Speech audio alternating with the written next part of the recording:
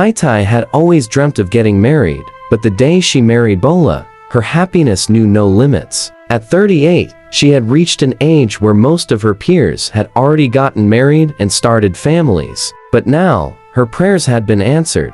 Her friends and sisters who were married wouldn't be able to secretly laugh at her anymore.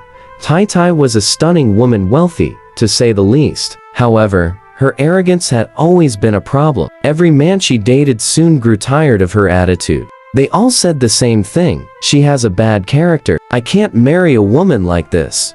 Tai Tai's arrogance made her push men away. She once had a boyfriend tell her that women were supposed to be submissive, that they should spend more time at home instead of always being in church. Tai Tai mocked him. Look at you, telling me how to behave. Can you afford what I wear or eat? Get out of my sight. This behavior continued with other men, and before long, she was known for her bitterness and stubbornness. Tai Tai had resigned herself to the fact that she would never find love. Love isn't for me, she told herself. Then one evening while shopping at a supermarket, she met someone who changed everything. Bola, a man she would never have expected to meet, crossed her path. When they bumped into each other, Tai Tai's groceries scattered all over the floor. She exploded with anger, insulting Bola in a way she had never done before. However, what surprised her most was that Bola didn't say a word in response. Instead, he just quietly picked up the items she had dropped. Later that day, as she drove home, she noticed that a car was following her. When she got out and approached it, she saw that it was Bola. Who are you? And why are you following me? She demanded. Bola calmly explained. I just wanted to make sure you were okay. You seem like a kind person, but maybe you're going through a lot right now. Tai Tai was taken aback. No one had ever spoken to her with such kindness. She didn't know why, but she broke down in tears. I don't know why I'm always angry and bitter, she confessed. From that moment, something began to change between them. Bola was 42 years old, a banker with a son, Michael, whom he had fathered when he was just 18. Tai Tai tried to convince him to leave his banking job and start a business, but Bola refused. He wanted to provide for her with his own money, even though Tai Tai was far wealthier than Bola. She respected him deeply. He was gentle, kind, and thoughtful, and she found herself submitting to him naturally, something she had never done before. Tai Tai believed Bola was the miracle that had silenced all her critics. Some people, however, wondered why a man like Bola would be with someone like Tai Tai. They said it wouldn't last, but they were wrong.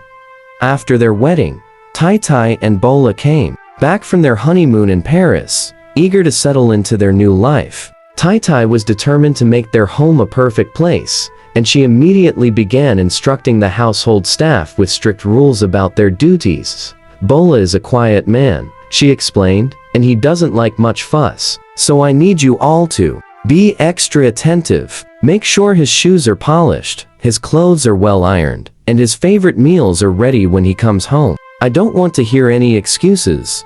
Bola, however, was never one to ask for much. He had always been calm and reserved, and Tai Tai respected that about him. Over time, she grew to admire his gentleness, and it made her feel that she should ensure everything in their home was perfect. They decided to live in a bigger house, one that was more luxurious than the one Bola owned. Tai Tai had convinced him to move in with her after their wedding, and he agreed without hesitation. The house was beautiful, and Tai Tai felt proud to be there with her husband. 6 months later, Michael, Bola's son from a previous relationship, came to visit. He had just finished his university exams and was now 22 years old. Tai Tai had been worried that Michael might not like her, but much to her surprise, he adored her. They spent a lot of time together, especially during the weekdays when Bola worked long hours at the bank. Tai Tai and Michael grew closer, and their bond seemed to grow stronger each day. As the weeks passed, Tai Tai and Michael's relationship continued to develop. They often enjoyed each other's company, laughing together and sharing stories over dinner. Tai Tai was happy with how things were going. She had a good relationship with her husband, and now, Michael seemed to be a positive presence in their home.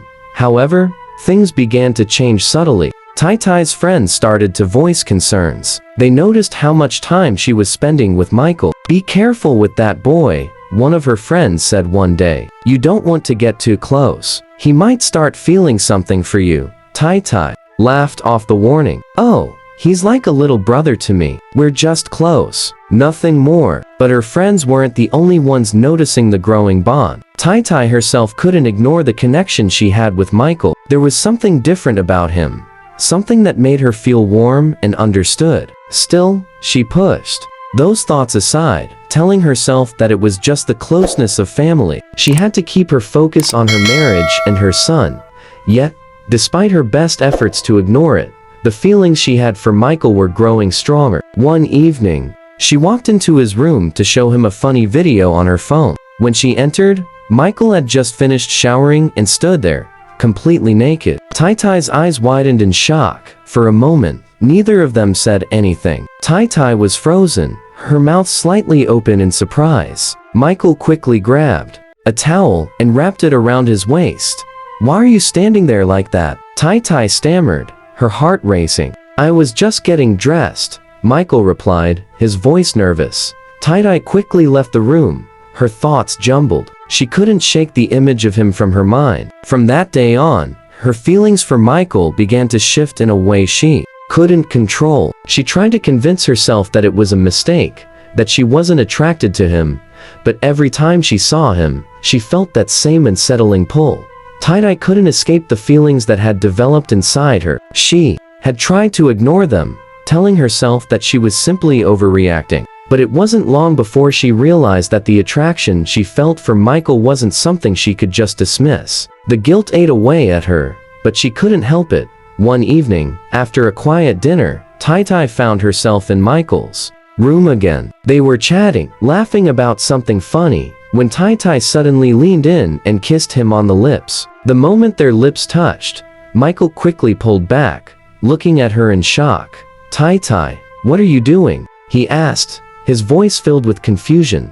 Tai, her heart pounding, looked at him, trying to explain what she had done. "I don't know, I couldn't stop myself." Michael stood up abruptly, his expression serious. "You're married to my father. This is wrong. I can't. No, I won't do this to him." Tai, feeling a rush of emotion, tried to approach him, but he stepped back. "Please, Michael," she whispered. "I've been thinking about you. I know it's wrong, but I can't help what I feel. Please, just once, let me feel alive again."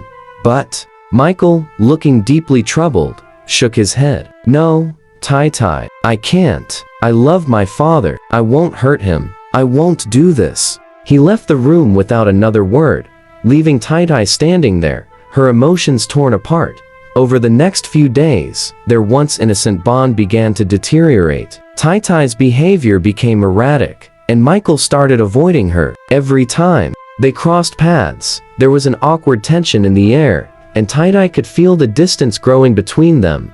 Bola, unaware of the growing rift between his wife and son, noticed that things were changing at home. He didn't understand what had happened, but he sensed something wasn't quite right. He asked them both about it, but they assured him that everything was fine. Still, Bola couldn't shake the feeling that something was wrong.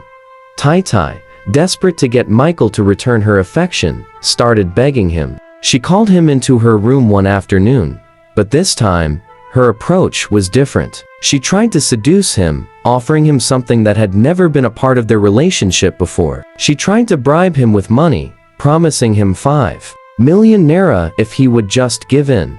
Michael, looking both confused and disgusted, pushed her away. Tai, I can't do this. I won't betray my father. Not for money, not for anything. But Tai didn't stop. She became more determined, and with each passing day, her obsession with Michael grew. She stopped caring about the consequences, thinking only of fulfilling her desires. The lines between right and wrong blurred, and she found herself spiraling deeper into a place of darkness. Despite Michael's firm refusals, Tai couldn't let go of her obsession. The more he rejected her, the more desperate she became. The guilt and shame she felt only seemed to make the desire stronger. It was as if every part of her mind and body was consumed with the thought of Michael. She couldn't think straight anymore. One afternoon, she called Michael into her room again, her intentions clear in her mind. This time, she had gone to extremes. As Michael entered, he saw her lying on the bed,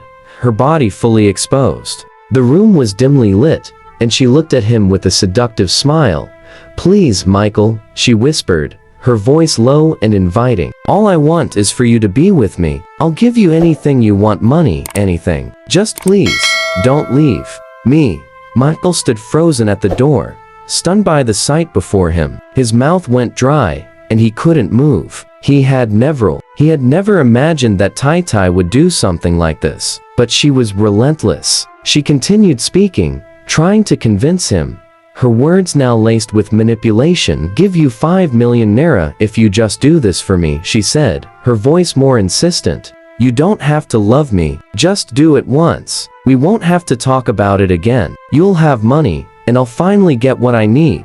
Michael's mind was spinning. He had never been tempted by money, but the way she was pushing him, the way she was pleading, it was hard to resist. He felt conflicted, disgusted, and trapped. He didn't know what to do, but deep down, he knew he couldn't betray his father no matter what. He stepped back, his face full of frustration and pain. "No, Tai Tai," he said, his voice trembling. "This is wrong. I won't do this to my father. I can't. I'm not that person. You've hurt me enough already." He turned and rushed out of the room, slamming the door behind him. Tai Tai lay there, her heart racing with anger and frustration. She had failed again, but this time, she couldn't blame him. She blamed herself. Over the next few weeks, Michael kept his distance from her, and Tai Tai's behavior became even more erratic. She couldn't focus on anything else. The thoughts of Michael consumed her, clouding her judgment and her emotions. She began to withdraw from Bola, her attention fully fixed on Michael. Bola, still unaware of what was truly happening, noticed the growing tension, but didn't understand the cause. He began to feel a sense of unease. Tai Tai's mental state deteriorated. She began to feel paranoid, as though everyone around her was conspiring against her. The guilt and shame of her actions weighed heavily on her heart, but she couldn't seem to stop herself. She couldn't stop wanting Michael. As the days went by, the tension in the house grew thicker. Bola started noticing how his wife and son were acting differently, but he couldn't quite pinpoint the cause. The warmth that once filled the house had turned into a cold silence. Dinner conversations became awkward, and both Tai Tai and Michael avoided each other whenever possible. Bola was concerned, but didn't know where to turn for answers. He trusted his family, but the distance between Tai Tai and Michael was undeniable. One night, after a particularly awkward dinner, Bola was walking past their bedroom and noticed something on the floor, a used condom, one that didn't belong to him. At first, Bola couldn't believe what he was seeing. His mind raced,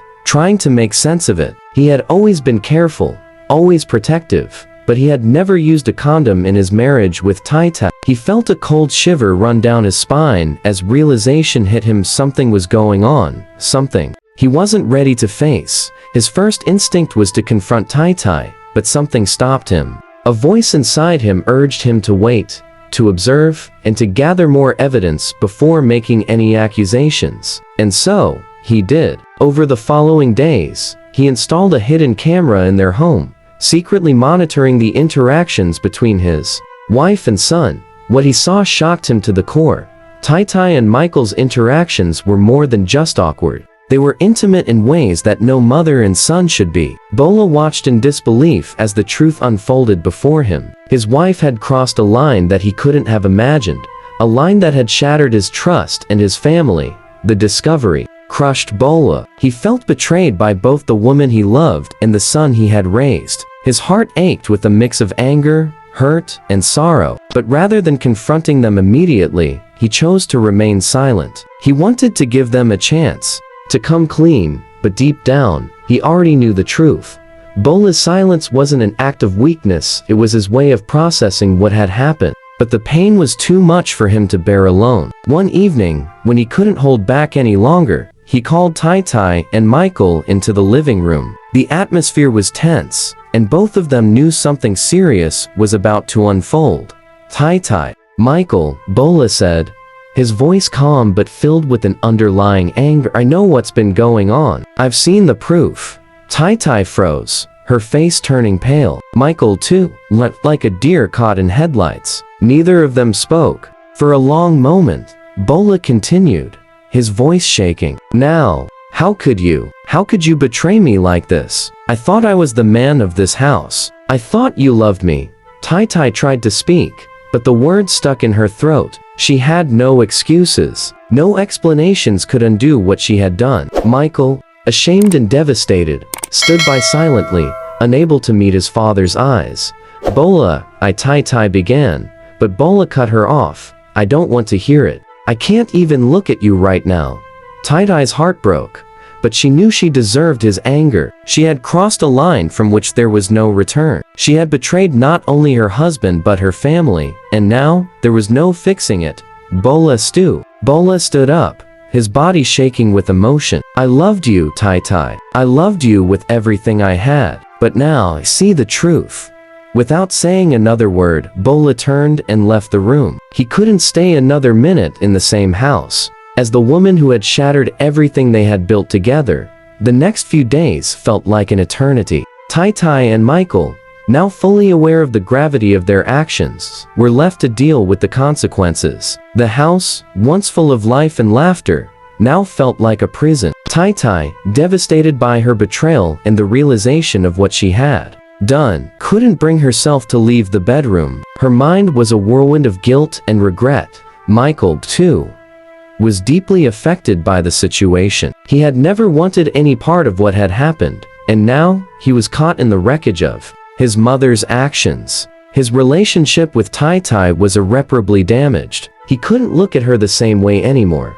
Knowing what they had crossed together, days passed, but neither Tai nor Michael reached out to Bola. They were too ashamed to face him, and they knew they had destroyed the family they once had. It was a painful truth, one that couldn't be ignored. The silence in the house was deafening. Finally, Tai decided she had to leave. She couldn't stay in a house where every corner reminded her of her betrayal. She knew Bola would never forgive her, and perhaps, neither would Michael. She packed her things quietly, her heart heavy with sorrow. As she gathered her belongings, she wondered what kind of future awaited her. Could she ever redeem herself? Or had she ruined everything beyond repair? When Tai went to speak to Michael before she left, he didn't look at her. He didn't even acknowledge her presence. He had built an emotional wall, a barrier between them that could never come down. Tai felt like a stranger in her own home, and the weight of her decisions crushed her. She had destroyed her own family. Goodbye, Michael, she whispered, tears streaming down her face. I'm so sorry for everything. Michael didn't answer. He just sat there, staring out the window, his mind lost in confusion and anger. Tai left the house without looking back. The woman she once was seemed like a distant memory, and now, all she had left was regret. Tai left the house with nothing but the clothes on her back and a heart full of guilt. She had no idea where she was going, but she knew she couldn't stay in the place that had once been her home. As she walked down the street, her mind raced, trying to figure out what to do next. She had ruined everything, and now she was alone. Days turned into weeks, and Tai found herself drifting from place to place. She couldn't stay in one location for long. The shame was too much. She had no one to turn to, no one who would understand the depth of her mistakes. Her friends, once so close to her, had turned their backs, unable to forgive what she had done. Meanwhile, Bola and Michael tried to put their lives back together. The trust that had been shattered couldn't be repaired easily. Bola, heartbroken and angry, continued to go about his life as if nothing had happened. But inside, he was struggling. He had lost the two people he loved the most. He had been betrayed in the worst possible way. Michael, too, tried to move on, but the emotional scars from what had happened would stay with him forever. He had no idea how to look at women the same way anymore, no idea what relationships were supposed to look like. The woman he had once looked up to, his mother, had hurt him in a way that was impossible to forget, but life had to go on. Bola continued working at the bank, though he no longer found joy in his work. Michael finished his studies and found a job, but the emptiness inside him never fully went away. The family they once were was now a distant memory, lost to the choices made in a time of weakness and desire. Years passed. Tai continued to search for redemption, but she found no peace. She had tried to reach out to Bola and Michael, but neither would speak to her. The guilt had consumed her, and she lived in constant fear that she would never be forgiven. One day, years after she had left, Tai received a letter. It was from a lawyer, and it told her that Bola had passed away. The news hit her like a ton of bricks. She hadn't expected to feel anything for the man she had hurt so badly, but the grief overwhelmed her. She hadn't been there when he needed her most, and now it was too late. The letter went on to say that Bola had left everything to Michael, including the house they had once lived in. Tai didn't know how to process the information. It was as though the world had come full circle. She had lost everything, and now she had lost Bola too. But what was more surprising than the inheritance was the small note that had been attached to the letter. It was a message from Michael. "I don't know if you'll ever read this, Mom, but I want you to know that I've forgiven you. I don't know what happened, but I can't keep carrying this weight. I don't want to hate you anymore. I hope wherever you are, you find peace." Tai stared at the letter in disbelief. For the first time in years, she felt a glimmer of hope. Michael had forgiven her, and that meant more than anything. It wasn't too late to try and heal, to find peace within herself. Tai knew that her past would always haunt her, but for the first time in a long while, she felt like she had a chance to move forward. It wouldn't be easy, but she was determined to find a way to make things right, even if it meant starting over. Tai couldn't believe the words she had just read. The forgiveness from Michael, the son she had betrayed, had shaken her to her core. After all the pain she had caused, the lies, and the betrayal, she hadn't expected any kind of compassion from him. She thought she would never be able to face him again, alone receive forgiveness. But somehow, Michael had found it within himself to offer her a second chance. Tai sat in silence, staring at the note for what felt like hours. The pain in her heart still lingered, but now there was a sense of relief, like a burden had been lifted. She wasn't sure if she deserved it, but she was determined to prove herself worthy of the forgiveness she had received. Tai knew she couldn't go back to her old life. The house, the memories, the lies, all of it was gone. But she couldn't give up. She had one last chance to make things right, and she wouldn't waste it. The next day, Tai decided to visit Michael. She didn't know what to expect, but she had to see him. She had to try. It took her hours to gather the courage to knock on his door, and when she finally did, her hands trembled as she reached for the doorbell. Michael answered the door. He looked different, older, more mature, but still the same person she remembered. His eyes softened when he saw her, but there was also a guardedness in them. He hadn't forgotten, but the tension between them had eased a little. "Hi, Michael," Tai said softly, her voice barely above a whisper. "Can we talk?" Michael hesitated for a moment before stepping aside to let her in. The silence between them was thick, but neither of them spoke at first. Tai could feel her heart racing, but she knew this was the moment of truth. "I'm sorry," Tai finally said, her voice cracking. "I don't expect you to forgive me, but I need you to know how truly sorry I am for everything I did. I hurt you, I hurt your father, and I hurt myself. I can't change the past, but I want to try and be better. I don't know if I can ever make up for what I did, but I'm willing to try. Please, Michael, give me a chance to show you I can change." Michael stared at her for a long time. Tai couldn't tell what he was thinking. Was he still angry? Did he still hate her? But then, after what seemed like an eternity, Michael sighed and nodded.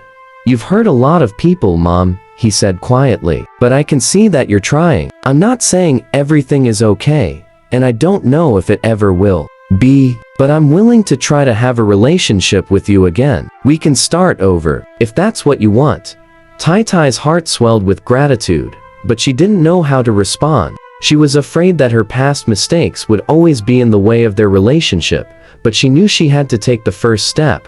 "Thank you, Michael. I don't deserve this, but I'm so grateful," she said, tears filling her eyes. And just like that, the first step toward healing began. It wasn't easy, and it would take time, but they both knew it was a start. Months passed, and while things were far from perfect, Tai Tai and Michael began to rebuild their relationship. It wasn't always easy. There were days when the memories of the past resurfaced, and both of them struggled to find the words to express the pain they had both endured. But they worked through it, slowly, step by step. Tai Tai had started therapy, hoping to work through her own demons and understand the choices she had made. She knew that healing wouldn't happen overnight, but she was determined to become a better person, someone who could earn back the trust she had lost. Michael, for his part, was still hesitant to fully trust Tai Tai again. The scars of their past were too deep, but he was slowly learning to forgive not just her, but himself as well. He couldn't change what had happened, but he could choose how to move forward. They spent more time together, talking, listening, and slowly learning to enjoy each other's company again. They went out for coffee, took walks in the park, and even spent time reminiscing about the good memories they had once shared as a family. There were still awkward moments, still times when the weight of their history seemed too much to bear, but they both knew they were on the path to healing. As the years went on, Tai Tai found herself in a place she had never thought possible. The guilt and shame that had once consumed her no longer controlled her life. She had come to terms with her past and was determined to make the most of the future. She continued her therapy and began to volunteer at a local charity, helping others who were struggling with issues of forgiveness and redemption. She had learned the importance of giving back, of showing kindness and compassion to others in the hope that it would heal her own wounds. Tai Tai also found love again, though in a very different way. She had learned to love herself first, and with time, she met someone who accepted her for who she was, flaws and all. It wasn't the passionate love she had once sought, but it was steady and real. She wasn't looking to replace the past. Instead, she was focused on building a future. Michael, too, had found peace. He had started his own family, and though he and Tai Tai didn't see each other every day, they had come to a place of understanding. There was no longer the bitterness that had once existed between them. They had both healed, in their own way, and though the scars of the past would always remain, Tai Tai no longer saw them as a weight that held her down. Instead, she saw them as a reminder of how far she had come. Her journey wasn't over, but she had learned the most important lesson of all. Forgiveness, starting with herself, was the key to freedom.